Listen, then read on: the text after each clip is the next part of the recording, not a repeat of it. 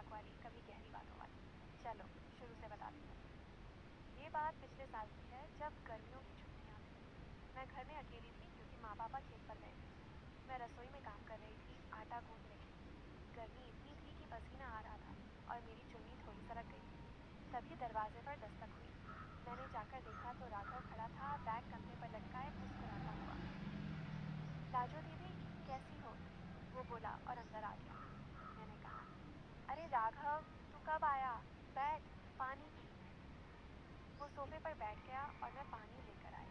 जैसे ही मैंने गिलास लिया, उसके हाथ मेरे हाथ से छू गए। वो थोड़ा रुककर बोला, दीदी, तुम्हारी उंगलियां कितनी नरम हैं, जैसे मखमल। मैं हंस दी, लेकिन दिल में एक अजीब सी हलचल थी। मैंने सोचा, ये क्या बोल रहा है? लेकिन मैंने मजाक में कहा, हाँ, आटा गूंदने से ऐसी हो जाती है, तू भी ट्राई करना। वो हंसा और बोला, क्यों नहीं, दिखाओ कैसे गूंदती हो। मैं रसोई में ले गई और हम दोनों आटा गूंदने लगे। उसके हाथ मेरे हाथों के पास थे, कभी छूते कभी नहीं। वो बोला, दीदी, ये आटा इतना चिपकता क्यों है, जैसे कोई चिपकना चाहता हो। मैंने कहा, अरे पानी कम डाल वरना चिपक जाएगा। लेकिन उसके शब्दों में कुछ और मतलब लग रहा था। हम हंसते हंसते खत्म कर गए और वो बार बार हंस रही थी। मैंने सोचा, कहीं वो कुछ सोच तो नहीं रहा, लेकिन नहीं, वो तो बस मजाक कर रहा था। शाम तक हमने खाना बनाया और फिर छत पर बैठकर बातें करने लगे। रात हो गई थी, लेकिन गर्मी से नींद नहीं आ रही थी। मैं अपनी चारपाई पर लेटी थी और राघव बगल वाले कमरे में। तभी वो आया। दीदी, नींद नहीं आ रही, चलो कुछ बातें करें। मैंने कहा, ठीक है, लेकिन धीरे बोलना, घर वाले सो रहे हैं। वो मेरी चारपाई के पास बैठ गया और हम बातें करने लगे। वो बोला, दीदी, तुम्हारी आंखें कितनी गहरी हैं, जैसे कोई राज छुपा हो। मैं शर्मा गई, लेकिन बोली, अरे क्या बकवास कर रहा है, तू शहर में क्या क्या सीख कर आया? वो हंसा और बोला, कुछ नहीं, बस तुम्हें देखकर लगता है कि तुम में कोई जादू है। अगर मैं तुम्हारा हाथ पकड़ूं तो क्या होगा? मैं चौंक कर रह गई, लेकिन राघव क्या बोल रहा है? हम भाई बहन हैं। लेकिन उसके चेहरे पर एक शरारती मुस्कान थी, जैसे वो टेस्ट कर रहा हो। मैंने विषय बदल दिया, बताओ, शहर में तेरी कोई गर्लफ्रेंड है? वो बोला, नहीं, लेकिन अगर थी तो तुम्हारी जैसी होनी चाहिए, जो इतनी नरम और मीठी हो।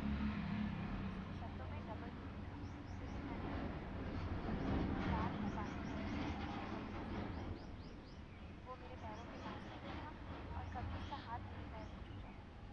मैं सोचती रही, कहीं ये आगे कुछ करने की सोच तो नहीं रहा।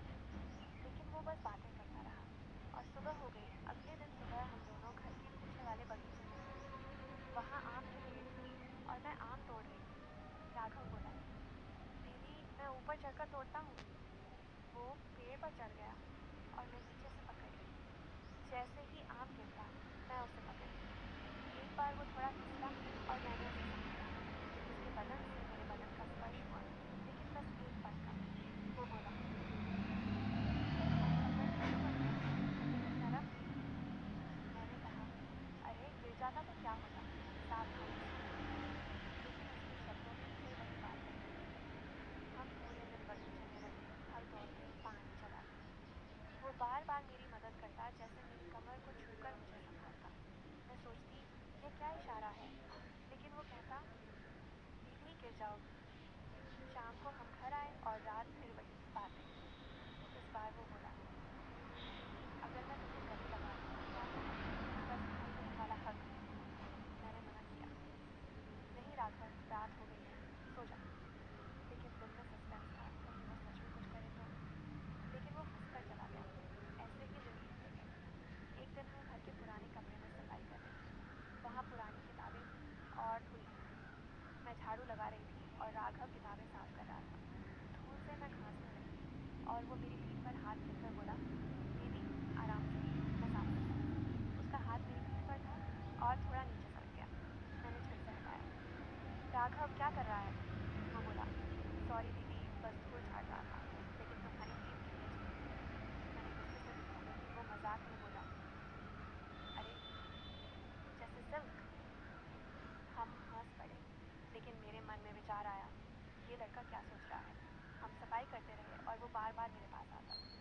एक किताब में पुरानी फ़ोटो मिली, हमारी बचपन की। वो बोला, देखो दीदी, कितने क्यूट थे हम।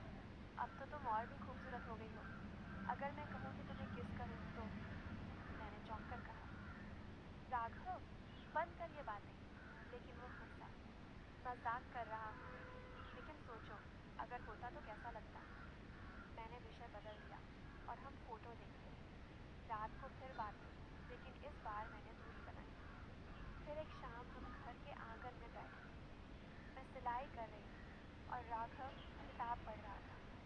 अचानक वो बोला, दीदी, तुम्हारी उंगलियां कितनी तेज चलती हैं, जैसे कोई जादू।